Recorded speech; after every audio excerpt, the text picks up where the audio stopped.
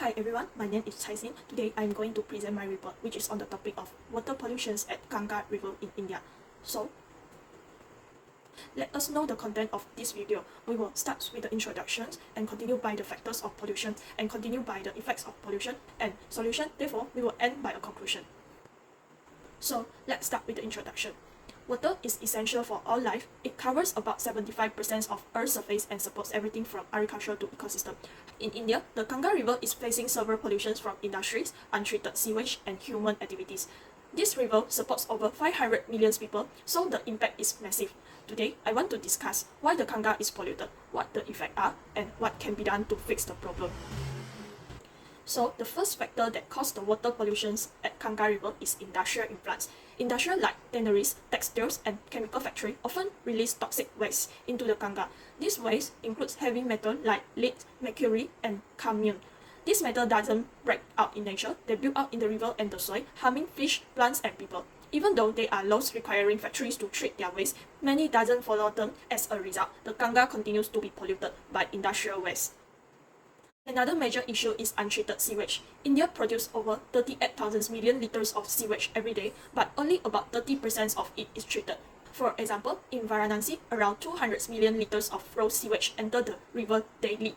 The sewage problem is one of the biggest challenges in cleaning the Ganga.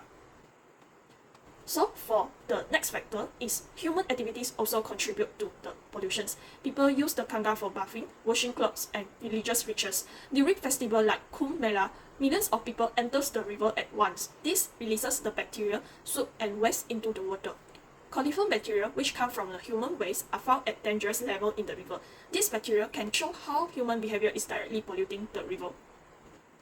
Now goes to the effects of the water pollutions at Ganga River is the public health. This causes disease like diarrhea, cholera, and hepatitis. There are also long-term effects like cancer and antibiotic resistance due to constant exposure to the polluted water. So the second effect is the ecological damage. The pollution does not only affect humans, it also damages the river ecosystem. When too much organic waste is dumped into the river, it uses up the oxygen in the water. This makes it hard for the fish and other animals to survive. Chemical in the water also affect species like the gangetic dolphin, which is now endangered. Studies show the Ganga has many harmful substances that can affect animal hormones and reproduction. So our third effect is the agricultural impact. Farmers use Ganga water to irrigate their crops, but polluted water carries heavy metals which stay in the soil and harm plants. Over time, the soil becomes hard, loses nutrients, and cannot hold water properly. This leads to lower crop yields and poor quality food. This affects the income of farmers and the food supply in the region. There are some solutions that can be taken to reduce or overcome the water pollutions at Ganga River. To reduce the industrial pollution, the government has introduced rules that requires factories to build treatment plants and follow zero liquid discharge policy, meaning no waste should go into the river. Real-time monitoring devices are also being used to track pollution level.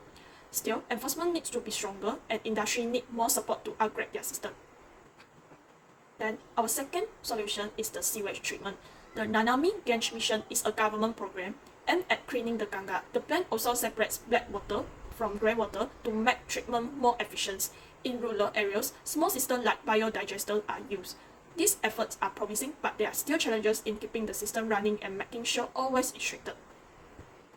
Therefore, our last solution is the public awareness. Cleaning the Ganga is not just a government job. Everyone must be involved.